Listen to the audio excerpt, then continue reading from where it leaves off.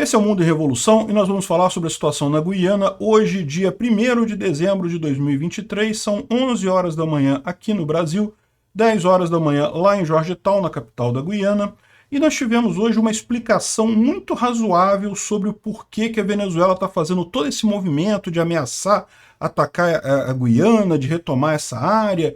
É aquele negócio, a gente sabe que a Venezuela não está com uma economia quebrada, ela sabe que se ela entrar nessa guerra, no mínimo, sanções muito pesadas ela vai receber, que vai acabar de quebrar a economia dela toda, mas parece uma explicação razoável. Aparentemente, qual que é o problema? Vocês lembram do acordo que o Biden e o Lula fizeram com o Maduro?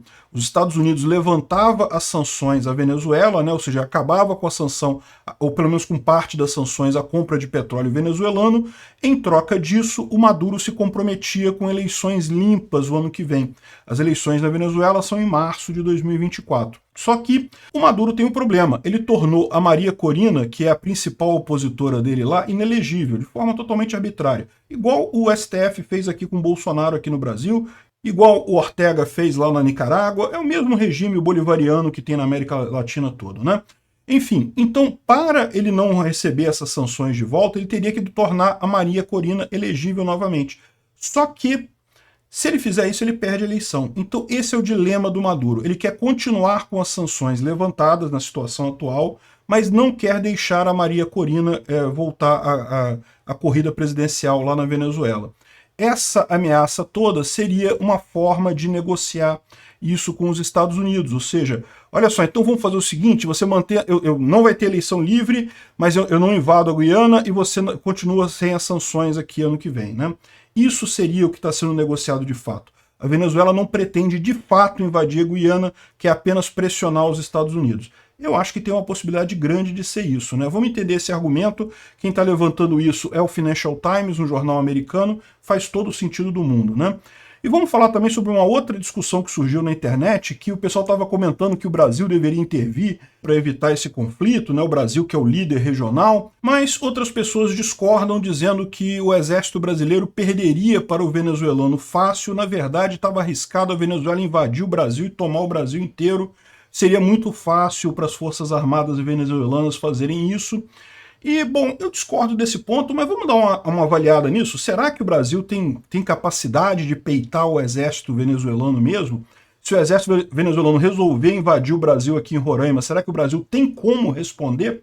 E nós vamos falar também sobre a questão da Pirará, uma terra indígena aqui entre Roraima e a Guiana, que foi alvo de uma disputa internacional, da mesma forma entre Guiana e, ou na época, a Inglaterra e Portugal, né, porque na época o Brasil pertencia a Portugal e a Guiana pertencia à Inglaterra.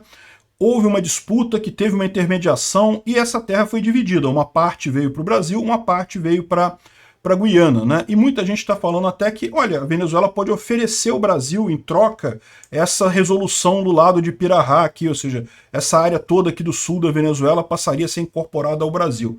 Não, a gente não precisa disso, ninguém precisa de agredir ninguém. A disputa hoje em dia é puramente comercial, é em termos de fazer negócio, ninguém quer inimizade com ninguém, isso já está resolvido desde lá vai pedrinha. Então, mas vamos entender o que tem essa coisa aí, o que é essa terra de Pirará. Vamos falar sobre esses e outros assuntos em detalhes. Essas notícias foram sugeridas por Vibrador da Janja, Bagos Mole e várias outras pessoas. Obrigado aí ao pessoal que sugeriu as notícias lá no nosso site, o wrevolving.com. Obrigado a você que está assistindo o nosso vídeo. Se você gosta do nosso conteúdo, por favor, deixe o seu like e se inscreva aqui no canal, né? Pois bem, olha só, eu fiquei convencido, hein? Eu acho que é isso daqui. Eu acho que não vai ter invasão nenhuma mesmo não, né? Mas vou apresentar para vocês os argumentos. E aí cada um tira a decisão que quiser, né? Olha só, há pouco tempo atrás teve uma reunião lá na Casa Branca, uma coletiva de imprensa com o Kirby, né? Que é o secretário do exterior lá do Biden, e o pessoal questionou por que as sanções não foram reimpostas na Venezuela. Então, relembrando a situação, né? Alguns meses atrás, Brasil, Estados Unidos e Venezuela fecharam um acordo. Qual que era esse acordo? O Brasil seria o mediador dessa história, os Estados Unidos levantariam as sanções que existem hoje contra o petróleo venezuelano, pelo menos parte das sanções, de forma que isso aliviaria a crise econômica da Venezuela. Em troca, o Maduro se comprometeria a eleições livres em 2024. Só que tinha um prazo para ele fazer isso. E o que está acontecendo é que esse prazo acabou.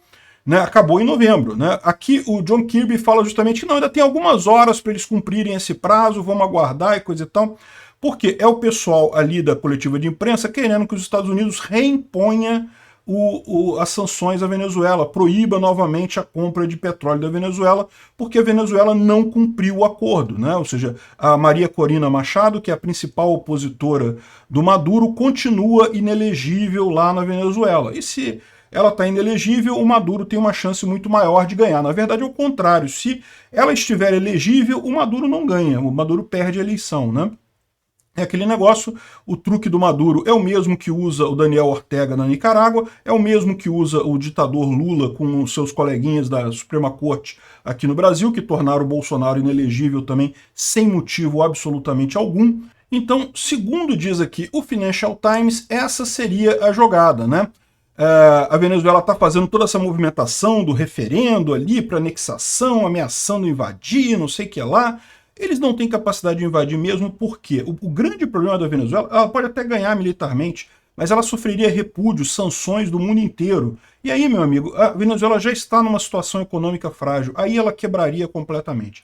Então, na verdade, essa ameaça do Maduro de fazer isso é justamente porque ele quer negociar com os Estados Unidos uma extensão desse prazo ou alguma outra coisa, ou seja, ele não quer que os Estados Unidos reponham as sanções contra o petróleo venezuelano, mas ele também não quer deixar a Maria Corina Machado ser candidata ano que vem. Ele não quer eleições livres na Venezuela porque ele sabe que ele perde. Eleição livre ele perde. Então essa seria toda a coisa, né? E aqui, ó, a Venezuela disse que ela abriu um caminho para líderes da oposição participarem na eleição do ano que vem e coisa e tal, antes do deadline dos Estados Unidos, né, que aconteceu agora. Teoricamente já aconteceu, teoricamente já acabou esse prazo, já teria que ter colocado de novo as sanções. Não colocaram, falaram que tem algumas horas, ou seja, deve estar havendo alguma negociação por trás dos panos aí nessa história.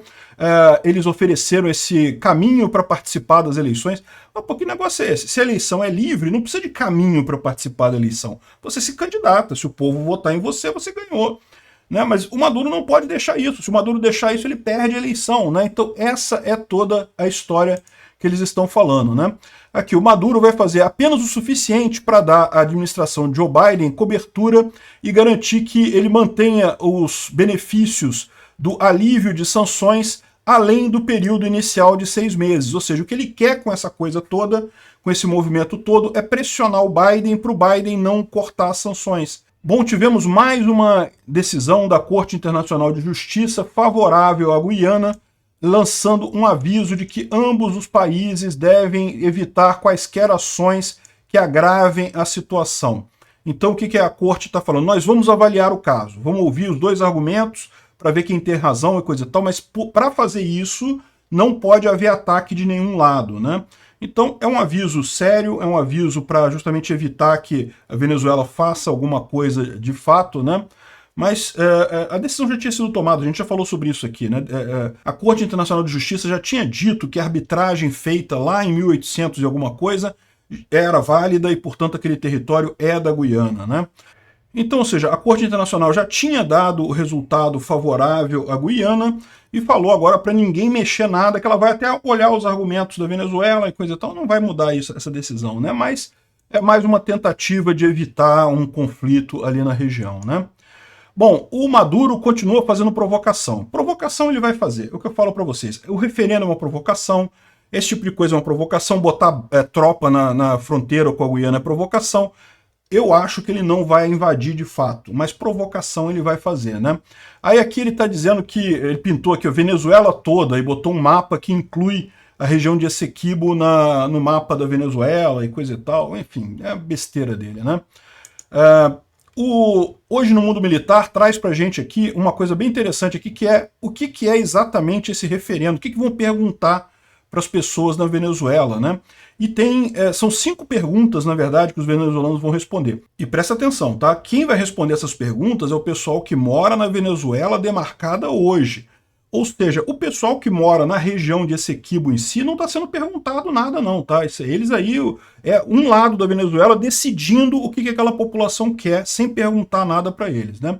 Então aqui, ó, você está de acordo em recusar por todos os meios a linha imposta de forma fraudulenta pelo laudo arbitral de Paris de 1899, que tirou a nossa Guiana Essequiba, né? Ou seja, eu estou dizendo aqui que a Venezuela vai usar todos os meios disponíveis para contestar a arbitragem que foi feita lá em 1899. Por quê? Porque ela perdeu, né? Aí é o tipo da coisa que eu falo, isso não funciona assim. Se você aceitou a arbitragem antes, a arbitragem está aceita, o resultado tem que ser aceito. Enfim, mas enquanto ele fala por recusar por todos os meios de direito, eu não vejo problema. Ele pode entrar nas cortes internacionais e pode tentar de formas pacíficas fazer isso. Esse não é o problema. Você apoia o Acordo de Genebra de 1966 como um único instrumento jurídico válido para alcançar uma solução prática e satisfatória para Venezuela e Guiana, com toda a controvérsia sobre o território da Guiana Essequiba? Pois bem, em 1966, com muitas ameaças da Venezuela de invadir aquilo ali, houve um acordo de Genebra que dizia que esse assunto seria resolvido, mas seria resolvido de forma diplomática. Seriam abertas negociações diplomáticas sobre o tema. Você está de acordo com a posição histórica da Venezuela de não reconhecer a jurisdição da Corte Internacional de Justiça para resolver a controvérsia territorial sobre a Guiana Essequiba? Como eu falei para vocês, a Corte Internacional de Justiça já disse que a Guiana está certa, que aquele acordo de arbitragem foi válido e, portanto, a região é da Guiana. Ou seja, ele está querendo afastar a Corte Internacional de Justiça aqui, porque senão a Venezuela não tem chance no campo diplomático. Você está de acordo a opor-se por todos os meios, conforme o direito, à pretensão da Guiana de dispor-se unilateralmente de um mar pedinte por delimitar de maneira ilegal em violação do direito internacional? Ou seja, eles ainda estão acusando a Guiana de ter feito negócio com os poços de petróleo ali no mar, para você ver como é que essa é a preocupação da Venezuela, né? De ter feito a cessão da exploração no mar ali em frente a Essequibo de forma ilegal, porque é região pendente, é região sem definição, né? E aqui, essa última é a pior delas. Você está de acordo com a criação do Estado de Guiana Essequiba e o desenvolvimento de um plano acelerado para a atenção integral à população atual e futura desse território, que inclua, entre outros, a outorga de cidadania venezuelana e uma célula de identidade venezuelana, conforme o Acordo de Genebra e o direito internacional, incorporando, em consequência, esse Estado no mapa do território venezuelano? Ou seja, ele está dizendo que as pessoas ali de Essequibo passariam a ser venezuelanas e o governo da Venezuela tem que cuidar dessas pessoas. Evidentemente, isso seria feito para justificar uma invasão daquela região. Vou dizer que todo mundo que está ali é venezuelano e vou invadir para proteger os venezuelanos. Entenderam a lógica, né? Então esse ponto 5 aqui é o pior de todos. Todos eles são muito ruins, né? Mas esse quinto aqui é o pior deles, no final das contas, que justificaria a invasão da região. E lembro, eles não estão perguntando isso para as pessoas que estão ali, eles estão perguntando para os venezuelanos do lado de cá. Ué, que história é essa? Como é que esse pessoal aqui pode definir o que as pessoas do lado de lá, né, na região de Essequibo, estão decidindo da própria vida, né? Já está mostrando todo o seu lulismo aqui, todo o seu esquerdismo nessa manchete, né? Mídia nacional é um lixo completo aqui no Brasil. Olha só, a Roraima, G1 Roraima. Veja quais são as cidades brasileiras na fronteira com região rica em petróleo disputada pela Venezuela e Guiana. Não. Essa região é da Guiana, não tem disputa nenhuma, só na cabeça da Venezuela que tem disputa. E agora a gente sabe também na cabeça dos jornalistas do G1, né? Absurdo isso. Mas eles falam aqui sobre Bonfim e Pacaraima, né? Pacaraima aqui, tem aqui Urimatã, tem algumas cidadezinhas aqui nessa região aqui, que fazem justamente a fronteira aqui. Uma quantidade enorme de pistas de pouso aqui, vocês podem ver, justamente porque essa região você não consegue, não tem estrada, né? Então o deslocamento todo ou é por rio ou é por avião, usando pista de pouso. Bom, e tem o pessoal lembrando também que o Brasil também discutia com a Guiana Britânica, na época o Brasil fazia parte de Portugal, a questão do Pirará, ou Pirahã. é um conflito diplomático entre Portugal e Inglaterra no início do século XIX. Na verdade, começou com Portugal, depois terminou com o Brasil. O Brasil ficou independente no meio do caminho. Em determinado momento, aconteceu a mesma coisa, né? Você teve uma arbitragem internacional, e essa arbitragem internacional, que foi decidido pelo italiano Vittorio Emanuele III, ela deu essa área aqui para a Inglaterra, né, para a Guiana inglesa, e essa área aqui passou a fazer parte de Roraima. Então, ou seja, foi dividida a área, perfeito. A arbitragem funciona exatamente assim. Vocês concordam que determinado país vai decidir a coisa, entrega a questão para aquele país, cada país faz os seus argumentos e, no final, se compromete a aceitar o resultado, né? É o que eu falo para vocês. Aqui também foi obra, 1904 também foi obra do Barão do Rio Branco, né? Não é à toa que aqui no Brasil tem um monte de rua Rio Branco, Avenida Rio Branco, Praça Rio Branco. O Rio Branco realmente conseguiu resolver todas as disputas territoriais do Brasil nessa época, ao contrário dos países aqui da América Latina, que tem um monte de briga, de região contestada e coisa e tal. O Brasil, felizmente, resolveu tudo. Mesmo que tenha que perder um pedaço, cara, é você ter a paz, você saber que é tranquilo, não vai ter briga e coisa e tal, é muito melhor economicamente, é muito melhor socialmente. Esse negócio de disputa não leva a nada no final das contas, né? Então a gente tem que realmente agradecer ao Barão do Rio Branco por ter feito todo esse movimento que resolveu os problemas todos do Brasil. Hoje tem algumas coisas, uma ilha lá no Uruguai, umas coisas assim, mas nada significativo, né? Com relação à mobilização militar, né? Os chineses estão questionando se os militares dos Estados Unidos vão manter mais um novo fronte de batalha na defesa da Guiana, porque para pensar, né? Os Estados Unidos estão ajudando a Ucrânia, está ajudando Israel, vai ajudar a Guiana também, ou seja, vai quebrar abrir mais uma frente de guerra, né? E é lógico que os chineses se perguntam isso porque vocês sabem, eles têm interesse em Taiwan, né? E ficam se questionando se os Estados Unidos conseguiria também defender Taiwan depois disso tudo, né? Eu acho que sim. Até porque aqui na Venezuela a diferença das Forças Armadas Americanas para a Venezuela é tão grande que os Estados Unidos vai lá, toma Caracas e acaba com esse negócio rapidamente, não tem muito problema não, né? Então, de novo, eu não acho que o Maduro vai invadir a Guiana. Depois dessa reportagem aqui, para mim está claro que o motivo é esse. Ele está querendo fazer pressão para a questão do acordo que ele fez com o Lula aqui, para continuar valendo, mesmo ele tornando adversários inelegíveis, né? Mas enfim, é isso daí que o pessoal está perguntando. E aí, outra coisa que o pessoal está levantando aqui é, poxa, as Forças Armadas do Brasil foram colocadas em alto alerta para proteger a Guiana e coisa e tal, e o pessoal falando aqui, não sei se isso vai resolver não, né? Esse cara aqui particularmente fala aqui, ó, ele diz aqui, ó, se os Estados Unidos não intervir na invasão venezuelana da Guiana, a Guiana e o Brasil vão ser totalmente destruídos pelos militares venezuelanos, né? A Força Aérea venezuelana é muito melhor e maior do que a brasileira, e também o Exército tem uma quantidade muito maior de forças, que o Brasil não consegue nem suprir suas tropas no norte do Brasil, porque não tem estradas de ferro no norte do Brasil. Isso eu acho um absurdo mesmo, né? Tinha que ter estrada de ferro lá para o norte do Brasil. Mas você sabe como é que funciona o IBAMA aqui no Brasil, ele não deixa construir estrada de ferro para o norte. Enfim, enquanto Venezuela tem toda uma fronteira terrestre com a Guiana. A Marinha brasileira é extremamente vulnerável a ataques da Força Aérea venezuelana. Então, segundo está dizendo esse cara aqui, se a Venezuela quiser atacar a Guiana, o Brasil não tem como parar, ao contrário, poderia até ser invadido pela Venezuela, né? Eu discordo do cara. Tem uma explicação aqui na Super Interessante sobre uma possível guerra Brasil-Venezuela. Para quem não lembra disso, foi em 2019, ocasião em que teve alguns conflitos ali, né?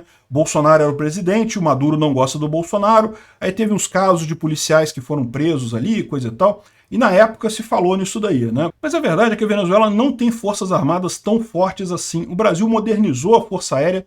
Talvez o rapaz aqui esteja com uma visão antiga da Força Aérea Brasileira. Os caças Gripen já estão operacionais aqui no Brasil, então são caças mais modernos. Eu não sei se a Venezuela teria essa vantagem toda não, né? Mas o principal dessa história toda é a questão econômica. A Venezuela está quebrada.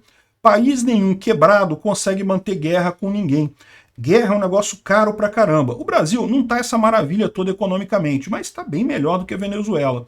Então, essa opinião dele de ter muita arma e coisa e tal, isso aí, no final das contas, pode servir para um ataque inicial, mas depois disso, meu amigo, não tem como manter uma guerra com o Brasil, eles não conseguiriam, né? E o próprio território brasileiro é tão grande que é inviável conseguir conquistar o Brasil assim, muito difícil, né? Essa é a opinião também aqui do 2S Pion, que é um brasileiro, falando aqui que tá errado, olha só. Primeiro, a gente não vai se envolver nesse conflito da Venezuela, a menos que a nossa integridade territorial seja violada ou questões mais sérias entrem aí. Lamento desapontar todo mundo, mas nós não temos obrigação de proteger a Guiana. Eu acho isso errado, tá? Eu acho que o Brasil deveria proteger a Guiana, sim. Todo país que quer a paz precisa proteger quem está sendo agredido por outro país que está querendo a guerra, né? No mínimo, apoiar materialmente a Guiana. Mas, enfim, de fato, não existe nenhuma obrigação formal do Brasil fazer isso. Quanto ao Brasil ser destruído pela Venezuela, eu duvido que os F-16 da Venezuela tenham chance contra os FM-5 em modo de combate. Nem estou falando sobre os Gripens, que já estão operacionais aqui no Brasil, né? Falar sobre número de navios e número de tropas, esse tipo de coisa, isso é besteira porque é brincadeira de super trunfo, né? Vocês já jogaram super trunfo, aquele jogo de carta que o número maior ganhava, né? Pois é, na prática não é assim, né?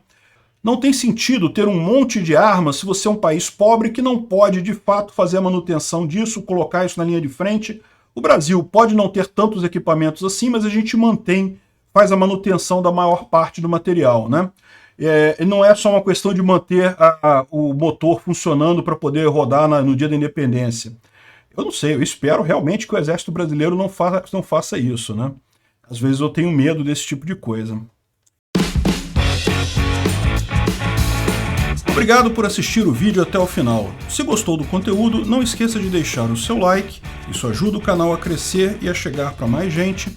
Se não gostou, deixe o dislike e explique nos comentários como podemos melhorar. Comente também sugestões de temas que podemos trazer por aqui. Comentários insultuosos ou defendendo ditaduras e criminosos de guerra serão sumariamente bloqueados. Agradeço a compreensão. Se ainda não é inscrito no canal, considere se inscrever clicando no botão inscrever-se abaixo e marcando a campainha para todos os avisos. Se quiser ajudar o canal, veja no nosso site como você pode fazer isso.